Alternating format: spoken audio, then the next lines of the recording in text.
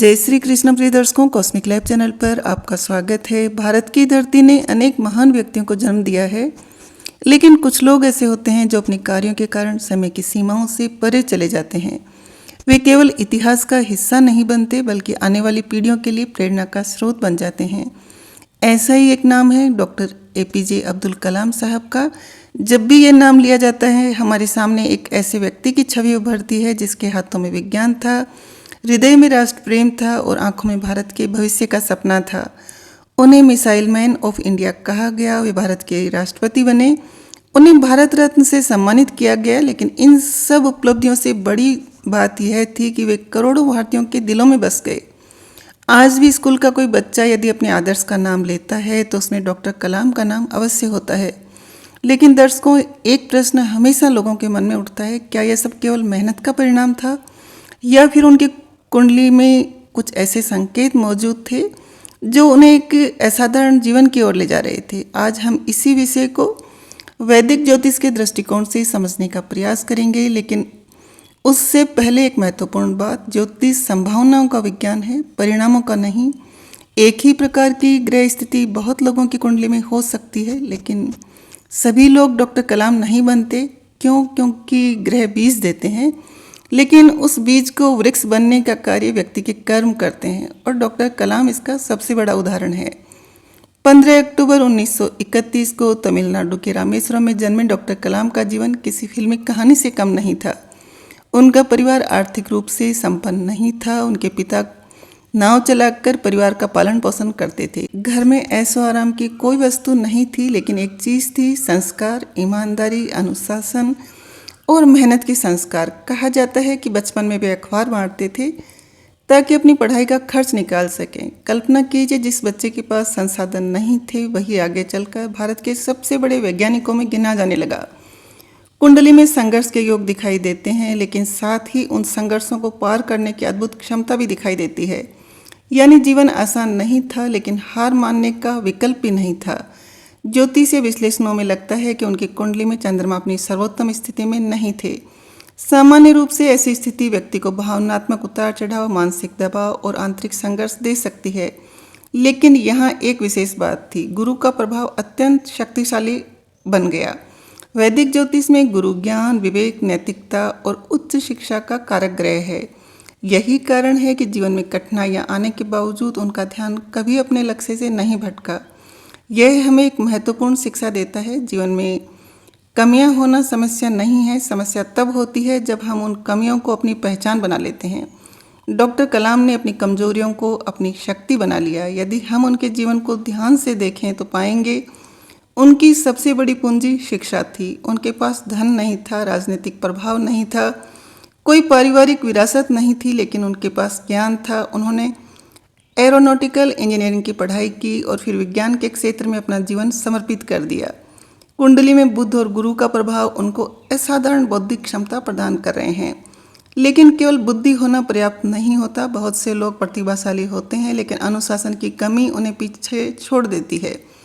Doctor कलाम में प्रतिभा और अनुशासन दोनों का दुर्लभ संगम था। जब उन्होंने रक्षा, अनुसंधान और अंतरिक्ष कार्यक्रमों में काम करना शुरू किया, तब भारत तकनीकी रूप से आज जितना सक्षम नहीं था। अनेक परियोजनाएं असफल हुई, कई बार आलोचनाएं हुई, लेकिन उन्होंने हार नहीं मानी। यही वह समय था जब उनका व्यक्तित्व सबसे अधिक निखर कर सामने आया। एक सच्चे वैज्ञानिक की पहचान यह नहीं होती कि वह कभी असफल न हो, बल्कि यह होती है कि वह असफलता से सीखकर फिर से खड़ा हो जाए। भारत के मिसाइल कार्यक्रम में उनका योगदान इतना महत्वपूर्ण था कि पूरा देश उन्हें मिसाइल मैन के नाम से जानने लगा। डॉक्टर कलाम को केवल प्रयोगशालाओं में काम करना पसंद नहीं था, उन्हें बच्चों और युवाओं से मिलना अच्छा लगता था। वे जहाँ भी जाते युवाओं को सपने देखने के लिए प्रेरित करते। उनका प्रसिद्ध कथन था, सपने वो नहीं होते जो आप सोते समय देखते हैं, सपने वो होते हैं जो आपको सोने नहीं देते। यह केवल एक वाक्य नहीं था, यह उनके पूरे जीवन का दर्शन था। शायद यही कारण था कि वे केवल वैज्ञानिक नहीं बने, बल्कि एक महान प्रेरक, वक्ता और लेखक भी बने।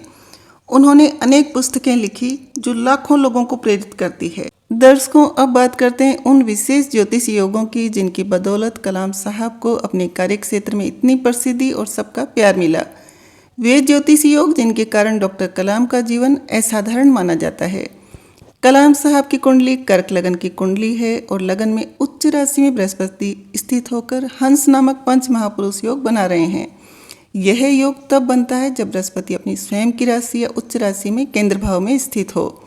डॉक्टर कलाम की कुंडली में बृहस्पति अत्यंत शक्तिशाली स्थिति में है। हंस योग व्यक्ति को उच्च आदर्श, नैतिकता, विद्वता, आध्यात्मिकता और समाज में सम्मान प्रदान करता है। यदि हम डॉक्टर कलाम के जीवन को देखें तो पाएंगे उनके पास सत्ता थी, सम्मान था, प्रसिद्धि थी, लेकिन अहंकार नहीं था। राष्ट्रपति बनने के बाद भी उनका जीवन अत्यंत सरल रहा। यह हंस योग की सबसे बड़ी पहचान मानी जाती है। ज्ञान जितना बढ़ता है, विनम्रता उतनी बढ़ती है।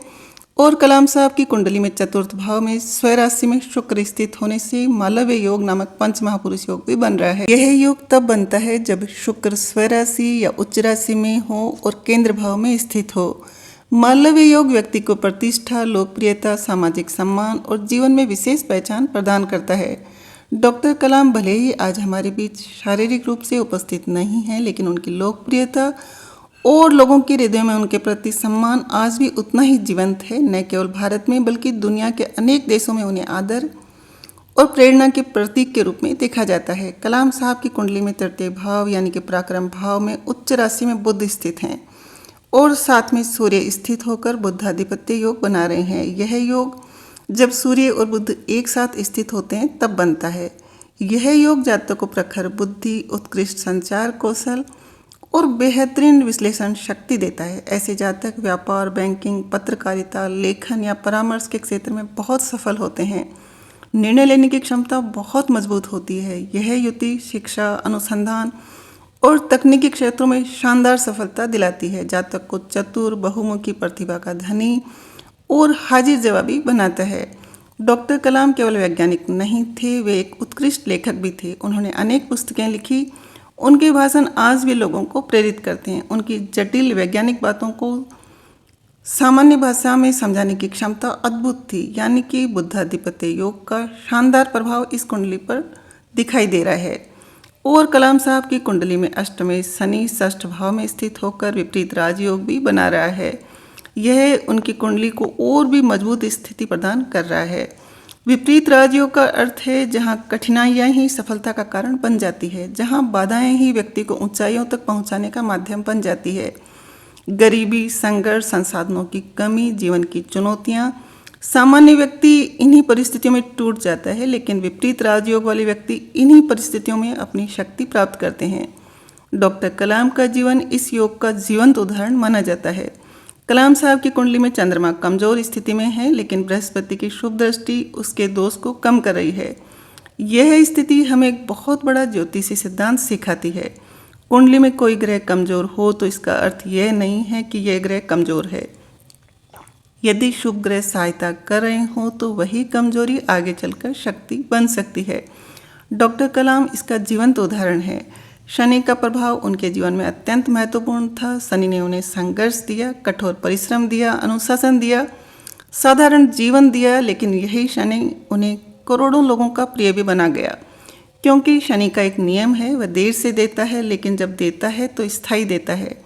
डॉक्टर कलाम का जन्म अनुराधा नक्षत्र में हुआ था। अनुराधा नक्षत्र का स्वामी शनि है। यह नक्षत्र अनुशासन, धैर्य, समर्पण और लक्ष्य के प्रति निष्ठा देता है। ऐसे लोग जीवन में धीरे धीरे आगे बढ़ते हैं, लेकिन जो प्राप्त करते हैं वह स्थायी होता है। डॉक्टर कलाम का पूरा जीवन इसी सिद्धांत पर आधारित है। उन्होंने कभी शॉर्टकट नहीं चुना, वे कभी लोकप्रियता के पीछे नहीं भागी, वे केवल अपने कार्य पर ध्यान देते रहे। बुद्ध की प्रबल स्थिति ने उन्हें लेखन की अद्भुत क्षमता प्रदान की।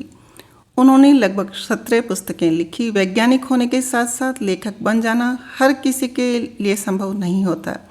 यह बुद्ध की शक्ति का सुंदर उदाहरण माना जाता है।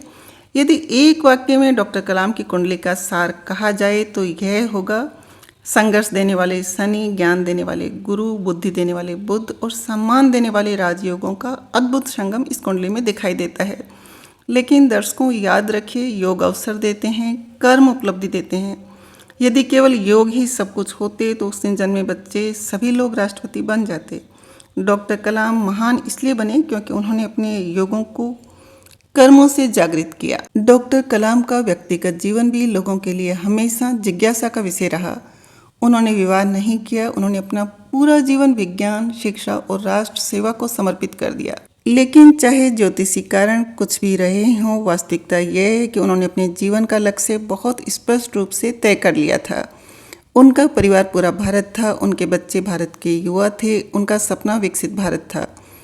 साल 2002 में जब वे भारत के राष्ट्रपति बने तब देश के करोड़ों लोगों ने इसे अपनी जीत माना, क्योंकि ऐसे लगा कि राष्ट्रपति भवन तक पहुंचने के लिए किसी राजनीतिक परिवार में जन्म लेना आवश्यक नहीं, एक साधारण परिवार का बेटा भी वहां पहुंच सकता है। उनका राष्ट्रपति बनना केवल राजनीतिक घटना नहीं थी, यह भारतीय लोकतंत्र की सबसे सुंदर कहानियों में से एक थी। 27 जुलाई 2015 को वे विद्यार्थियों को संबोधित करते हुए इस दुनिया को अलविदा कह गए। ध्यान दीजिए, जिस व्यक्ति ने पूरी जिंदगी युवाओं को प्रेरित किया, उसने अपनी अंतिम सांस भी छात्रों के बीच ली। शायद इससे अधिक सुंदर विदाई किसी शिक्षक के लिए हो ही नहीं सकती। आज भी उनकी किताबें पढ़ी जाती है, उनके भाषण सुने जाते हैं, उनके विचार उद्धृत किए जाते हैं और उनका जीवन हमें याद दिलाता है कि महानता जन्म से नहीं आती, महानता निरंतर प्रयास, अनुशासन और उद्देश्यपूर्ण जीवन से आती है। यदि हम डॉक्टर APJ अब्दुल कलाम की कुंडली और उनके जीवन से कोई सबसे बड़ी सीख लेना चाहें तो वह यह होगी कि ग्रह अवसर दे सकते हैं, परिस्थितियां चुनौतियां दे सकती हैं, लेकिन अंतिम निर्णय आपके कर्म करते हैं। एक गरीब परिवार में जन्म लेने वाला बालक भारत का राष्ट्रपति बन सकता है। तो आपके और आपके सपनों के बीच भी सबसे बड़ी शक्ति आपके कर्म ही हैं। इसलिए डॉक्टर कलाम एक वैज्ञानिक नहीं थे, वे एक विचार थे, एक प्रेरणा थे और आने वाली पीढ़ियों के लिए आशा की एक अमर किरण हैं।